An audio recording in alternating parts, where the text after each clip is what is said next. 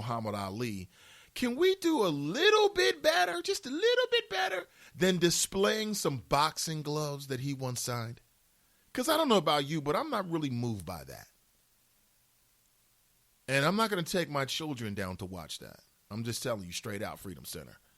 They need to step their game up, homie. Start a scholarship or something like that for a young brother or sister with an ill outlook on life who wants to challenge the status quo, something like that. What the hell is going on?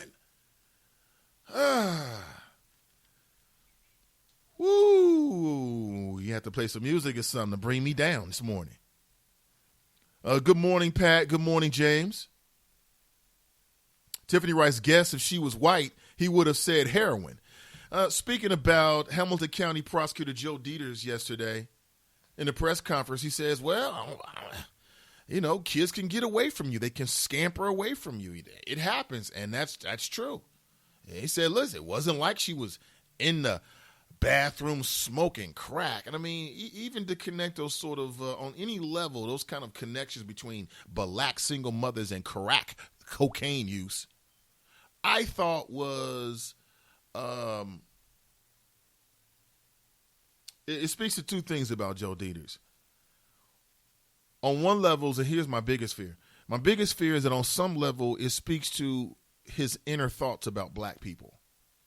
Because that's a real serious position he's in. And I don't think anybody who harbors that type of, those type of stereotypes about one or other racial group should ever be in a position like that. It's just too important.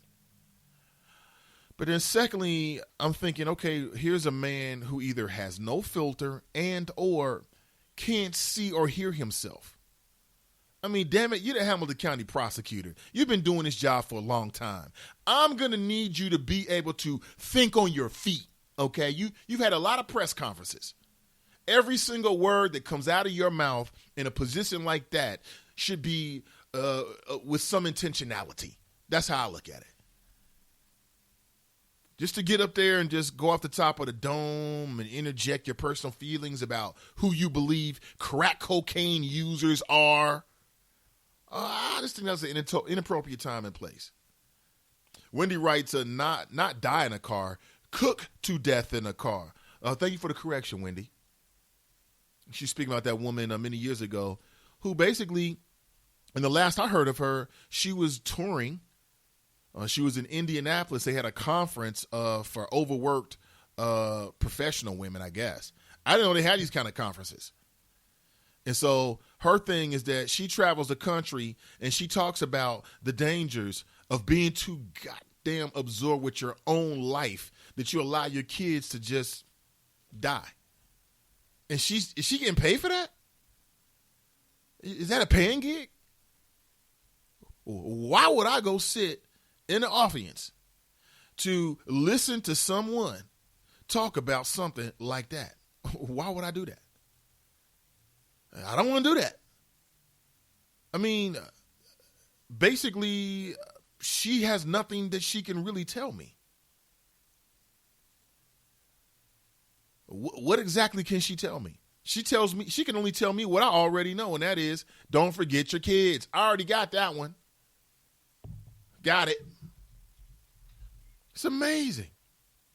Speaking of just the most absurd things I've ever heard in terms of trying to learn from somebody. So I'm going to go sit in the audience and learn from a woman who doesn't even have any damn common sense. Come on now.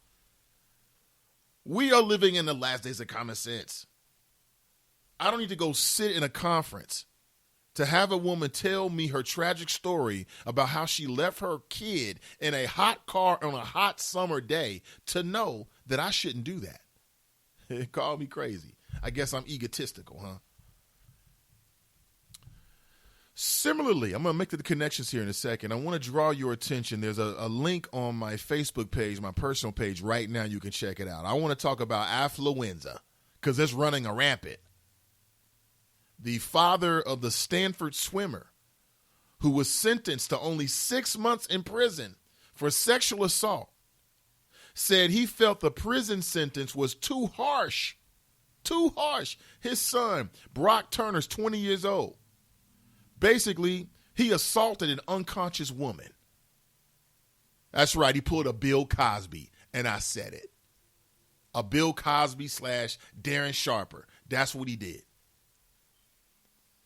And he was facing 14 years in prison. The judge gave him 6 months. Could you imagine? How can we say we support victims when this 20-year-old young man willfully raped someone while they're unconscious, radically changing their life, radically changing who they are, and all he gets is 6 months? It's amazing. Like I said, folks, we are living in the last days of common sense. The last days of common sense. That's where you're living. 6 months. Would you like to know why? Would you like to know why? See, it's the what's crazy, right? The why will absolutely floor you this morning. Absolutely. You will not believe what the judge's rationale was. And only giving this young man, what did he give him? He gave him 6 months? And even more unbelievable is the fact that the father has issued a statement. And I'm going to read the statement to you word for word. You need to hear this. But first, we'll be back with more. Don't go anywhere. So you see, son, good manners are very, very important. Someday, many years from now, when you're a grown-up, you'll be a man. And when you are, you should be a gentleman. Do you want me to go through it one more time? Yes. Yes, please. Yes, please. Exactly. Always say please, thank you, you're welcome, and excuse me. Sit up straight, hold doors open for ladies. If a door's shut, then knock first. Don't burp, don't swear, don't speak with your mouth full, don't reach across people's plates, keep your elbows off the table. What table? And don't interrupt. While we're at it, don't stare, don't use foul language, don't call people names, but do remember people's names. Always share your toys, play nice, and cover your mouth when you cough or sneeze. On the bus, give up your seat to anyone who has trouble standing. Bottom line, treat others the way you'd like to be treated. Got it? Got it. And stop picking your nose. Most parenting is hard to do in just 2 minutes. But spending just 2 minutes twice a day making sure they brush their teeth is easier and could help save them from a lifetime of tooth pain. For fun 2-minute videos to watch while brushing, visit 2min2x.org. That's 2min2x.org. A message from the Partnership for Healthy Mouths, Healthy Lives, and the Ad Council. Now back to the show.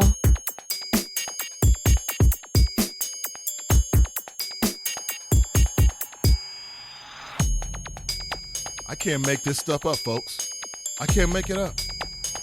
20 minutes of action, the father says, is not worth his son's life. Good morning. Nate Ivey in the air chair. Currently 7:42 a.m. in the Queen City. A court statement by the father of Brock Turner says that he was concerned about his son. And he doesn't want to eat caviar anymore. He used to love a fine steak. He doesn't like steak anymore. I told him we could go to our villa in Barcelona. He didn't even want to go to our villa in Barcelona anymore. My son is depressed. If this isn't affluenza, I don't know what is. Now, here's a local connection. The 20-year-old Brock Turner is from Dayton, Ohio. Do you know anyone from Dayton, Ohio? He was convicted of 3 felonies, including assault with intent to rape, and he had faced a maximum of 14 years in prison. 14 years in prison. Now, the decision in this case has sparked anger on social media. I'm not sure if you're aware of it, for various reasons. A lot of people have been labeling this as affluenza. Affluenza, because essentially the judge, who as I understand it is running unopposed, and now there is a change.org campaign going on urging someone within that county to run against that judge. See, it's not just here in Hamilton County with Joe Dieters. The judge said essentially that he felt like giving this young man any more time could mess up the rest of his life. He said he thought that any more time was too harsh. Too harsh. prosecutors were asking for a sentence of at least 6 years in state prison. At 20 years old, and he's a swimmer, okay? Man, he would have been ice cream for the gods up there. You already know it. The gods of the of the prison yard. They would have had a great time with him up there for 6 years. And you in here for rape? You like to rape people? Oh, you like to rape people. Let me give you more details on the felony charges. There was assault with intent to commit rape of an intoxicated woman, because believe it or not, some of your Neanderthals out there, no matter what a woman says, when she's unconscious, just take that as a no. Some of these dudes out here are so thirsty. They're so thirsty for the Il Nana. Ladies, you ever met a man who was just super thirsty for it? It turned you off, didn't it? Something must be wrong with him. Uh-oh. Is he like that with everybody? Thirsty. And then some of these people, like Bill Cosby, they're into the power of it. They want to dominate their unconscious victim. They want to have intimate knowledge of this person that the person themselves doesn't even know. What kind of sick person is that? But back to these charges. So assault with intent to commit rape of an intoxicated woman, sexually penetrating an intoxicated person with a foreign object, and sexually penetrating an unconscious person with a foreign object. This is what he got convicted of. Sounds like he got a problem to me. In justifying the 6-month sentence, Judge Persky said that the positive character references written on Turner's behalf, such as that given by his father, had factored into the decision. His age, his lack of criminal history, and the role that alcohol played in the assault were also mitigating factors. Now, that's taking blame it on the alcohol to a whole different level. I mean, I like the song too, but not that damn much.